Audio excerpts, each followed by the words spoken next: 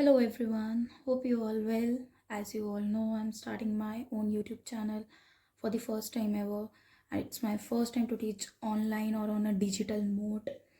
As you all know, it's a worldwide and students want to seek knowledge or grasp knowledge before one day of exam on YouTube they search like that एक दिन में या एक घंटे में हम कैसे पूरा सिलेबस कवर करें।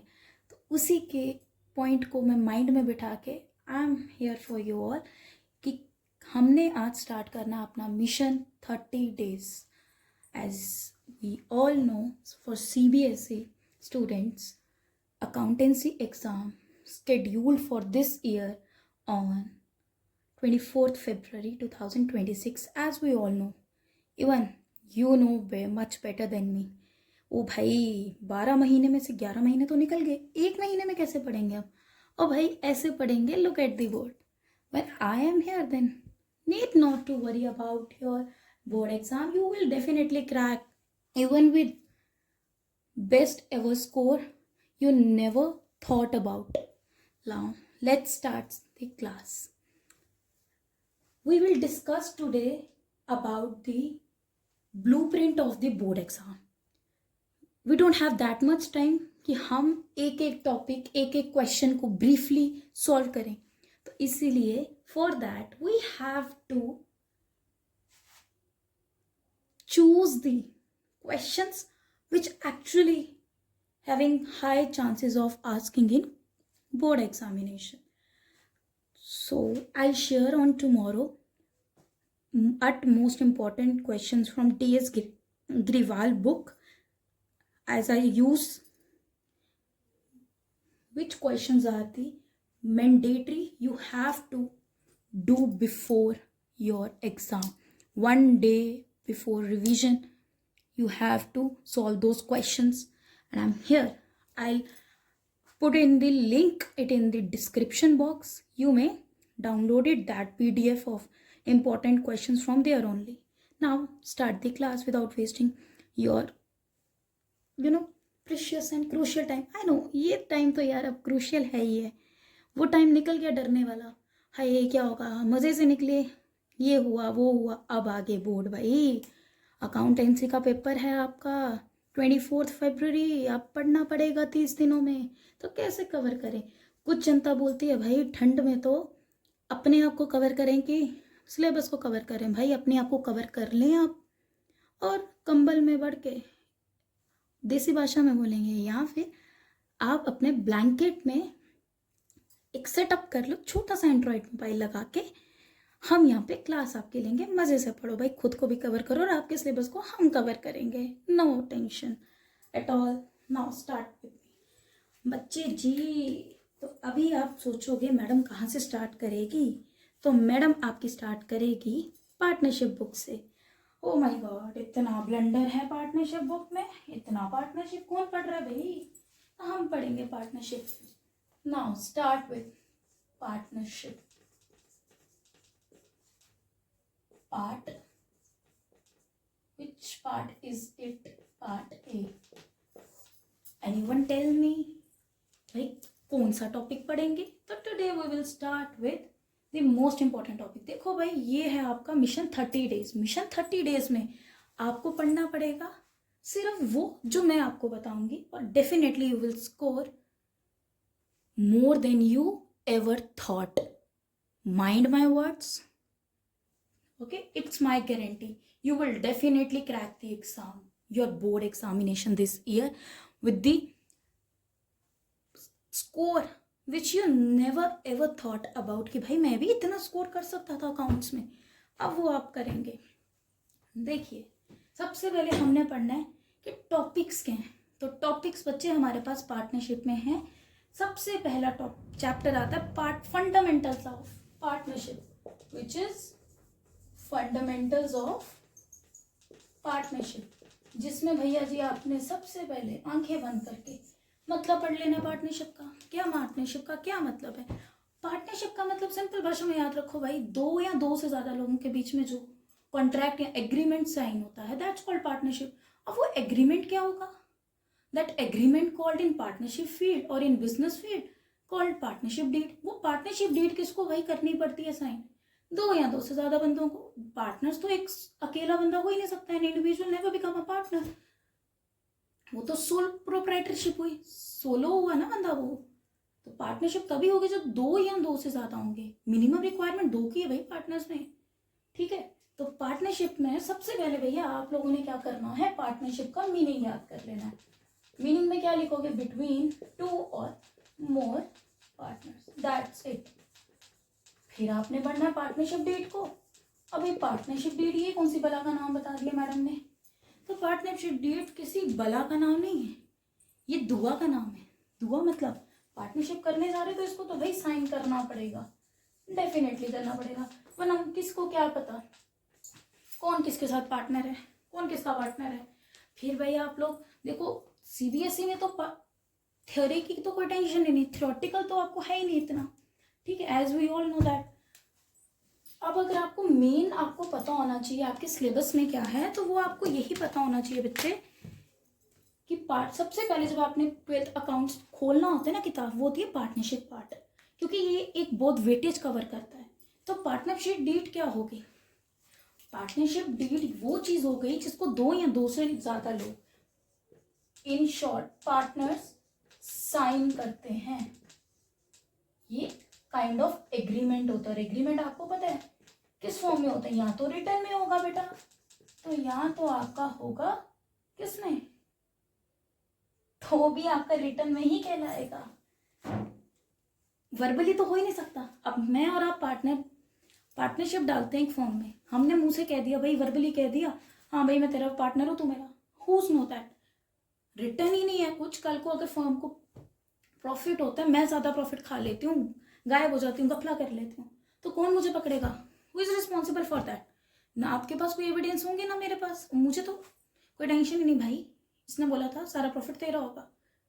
आप बोलोगे नहीं भाई मैंने तो ऐसा कुछ बोला ही नहीं था, but the point here is that I want to explain you कि बच्चा जी क्या करना पड़ता है पार्टनरशिप में, रिटर्न एग्रीमेंट को साइन करना पड़ता है, और रिटर्न एग्रीमेंट में कुछ रूल्स गिवन होते हैं पार्टनरशिप डीड के, ठीक है। अब आप कह सकते हो पार्टनरशिप डीड अगर कोई बंदा नहीं साइन करता, मैंने जैसे बोला अगर हम वर्बली होते हैं, वर्बली कोई कॉन्ट्रैक्ट साइन करते हैं, अगर पार्टनरशिप साइन करते हैं वर्बली, तो उसके लिए कुछ रूल्स अप्लाई किए जाते हैं, मतलब rules apply in the absence of partnership deed, ठीक है। अब ये जो मैंने इसमें इतना बड़ा बादल बना दिया है, इसके रूल्स देखो। जब पार्टनरशिप डीड होगी नहीं फर्म में तो क्या होगा? तो भाई लड़ाई झगड़े होंगे एक दूसरे के साथ, क्योस मचेगा, मैस हो जाएगी फर्म, किसी को किसी की रिस्पॉन्सिबिलिटी नहीं पता होगी, कोऑर्डिनेट रिलेशंस मेंटेन नहीं रह पाएंगे। तो rules in the absence of, applied in the absence of या during absence of partnership deed, पहला रहता है कि आपका interest on drawing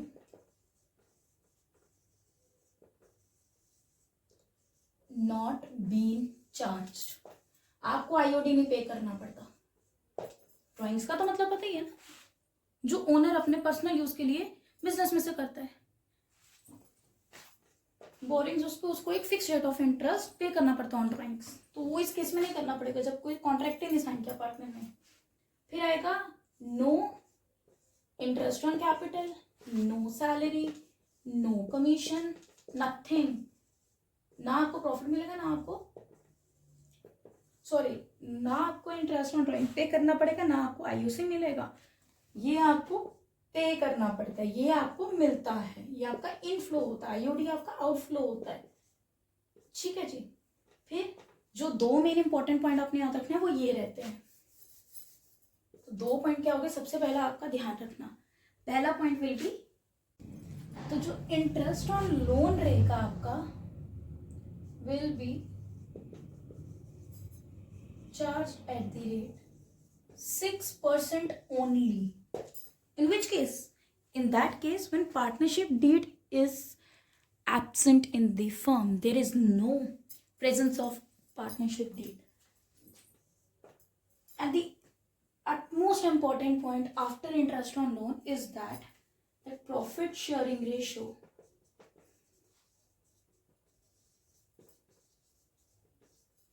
will be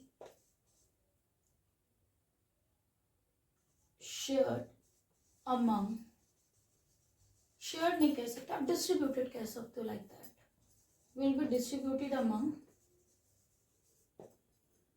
existing partners in equal ratio only. ये ब्लूप्रिंट आपको मैं इसीलिए दे रही हूँ बेटा जी कि आपको थोड़ा दिमाग में आ जाए कि हाँ कहीं तो पढ़ा था कुछ ऐसा। प्रॉफिट शेयरिंग रेशियो को हम PSR से डिनोट करते हैं, मैं नहीं कर रही, ये करता है, होता ही ऐसा बेटा। तो फटाफट इसका आप क्या कर लो, स्क्रीनशॉट ले लो, 1 मिनट। हाँ, took up screenshot, wait a minute, done. Okay then, अब हम आगे बढ़ेंगे अपने प्रैक्टिकल पोर्शन पे, न्यूमेरिकल पोर्शन पे आ जाते हैं, जिसमें हमारे पास आ जाता है सबसे पहले भाई interest on drawing.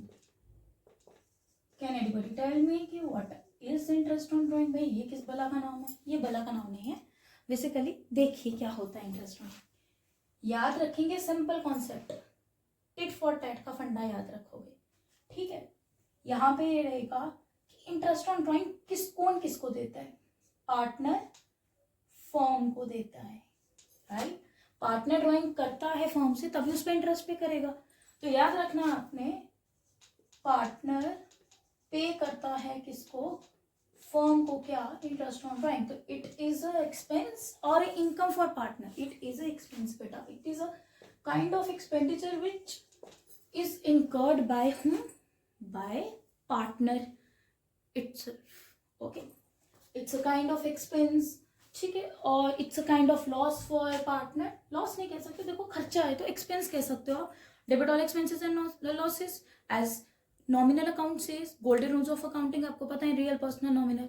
Real account के 2 प्रिंसिपल्स रहते हैं भाई, कौन से? Debit what comes in, credit what goes out. Then afterwards personal account which is related to person, which itself says कि debit the receivable and credit the giver. Afterwards, as I told you, nominal account says what? Debit all expenses and losses, credit or income and gains. तो IOD में बच्चा आपके पास जो रहता है basically IOD के आपके पास एक है आपको मंथली बेस पे, दूसरा है आपके पास क्वार्टरली बेस। आफ्टरवर्ड्स आपके पास है लास्ट में बेटा मंथली, क्वार्टरली के बाद क्या आएगा? Half yearly. यहाँ पे थोड़ा गौर फरमाएंगे आप, मंथली। तो भाई देखो, अब हमने ये एक चार्ट बना लिया, जैसे कि अब बोले ये क्या बनाया हमने? भैया मैडम ने यही चीज़ बनाई है। भैया पहले तो देखो, मैडम ना भी बोलो, आई नेवर माइंड, बहन ही समझ लो यार, बहनों के साथ लड़ते भी हैं, बहनों की माननी भी पड़ती है। तो as a elder sister I am here for you all, ठीक है। Carry on, now come to the point. भाई देखो, इंटरेस्ट ऑन ड्राइंग क्या है? पीएफ से आप क्या समझोगे? Partner to firm. पार्टनर दे रहा है भाई फर्म को, क्यों? क्योंकि पार्टनर इन रिटर्न ड्राइंग्स ले रहा है। चलो ये भी आपको पता है। अब मैंने बोला बच्चा कि यहाँ पे आपके पास है PA. What is PA? PA is your per annum, stands for per annum. Annum, per annum हो गया एनुअली, मतलब ईयरली। अब हमारे पास एक है मंथली, क्वार्टरली, एक हाफ ईयरली। मंथली हो गया 12 महीने, क्वार्टरली हो गया 4 मंथ्स। 4 मंथ्स मतलब, ओ सॉरी 4 क्वार्टर्स मतलब, it means there are 4 quarters in a year and each quarter consists of 3 months which is equal to 4 into 3 is equal to 12 months. Half yearly हो गया 6 months. बेटा इसका बनता एक चार्ट आप कह लो, category, beginning, middle, end. Monthly, quarterly and half yearly के कॉलम बनते हैं। 9 मंथ्स का भी होता है, बट 9 मंथ्स वाला हमारे सिलेबस में नहीं है, तो थोड़े खुश हो जाओ, टेंशन नहीं लेके, ठीक है। मंथली में कैसे हमने रेट कैलकुलेट करना? भाई मैं आपको एक ऐसी चुटकियों में ट्रिक बताऊंगी। अभी देखो, आपने फाइनल एग्जाम्स देने, बोर्ड एग्जामिनेशन, तो बोर्ड एग्जामिनेशन के लिए मैं इसके लिए आपको फॉर्मूला नहीं बताने वाली, ठीक है। फॉर्मूला याद रखने की जरूरत ही नहीं। वो फॉर्मूला रहता है बेटा, time left after first drawing plus time left after last drawing divided by 2। इतना मैं आपको झोल नहीं बताऊंगी, मैं आपको एक रेट बताऊंगी भाई, उसको याद रख के आपने सारा चार्ट कंप्लीट हो जाएगा। इट्स माई गारंटी, कभी भूलोगे नहीं रेट। और कभी दोस्त के पास जाओगे, वो आपसे पूछेगा भाई ये रेट बता, तुम आप सारे रेट बता दोगे, वो बोलेगा how could you know that. तो भाई एक ट्रिक है, आपको एक ट्रिक ऐसी बताएंगे हम, आपको चुटकी बजाते आपको सारा चार्ट कंप्लीट करके देंगे।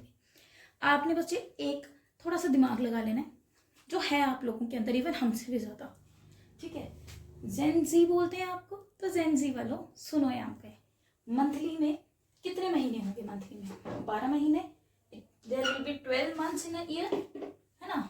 365 दिन होते हैं एक साल में, तो एनुअली 12 मंथ्स है, और उसका मिडल क्या होगा? 12 महीनों का सेंटर कितना होगा? 6।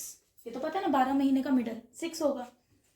क्वार्टरली में भी 4 क्वार्टर्स हैं, तो each quarter consist of 3 months, तो कितने मंथ्स आ गए? 4 × 3 12 हो गया, तो 12 का भी मिडल 6 ही रहेगा क्वार्टर में।